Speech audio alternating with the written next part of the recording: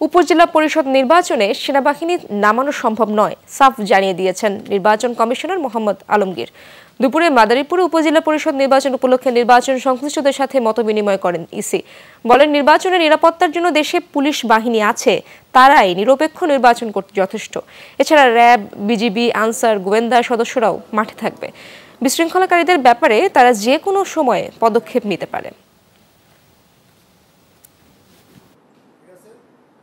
নিরাপত্তার জন্য তো আমাদের আরও অনেক রকম বাহিনী আছে। সে যদি মনে করে আমাদের পুলিশ আছে, তারাই যথেষ্ট। কোনো একজন এমপি বা মন্ত্রী মহোদয়ের আত্মীয়স্বজন নির্বাচন করতে পারবেন না, আমাদের নির্বাচনে এই ধরনের কোনো নিষেধ নেই। সেটা তাদের দলীয় বলতে পারেন একটা কৌশল।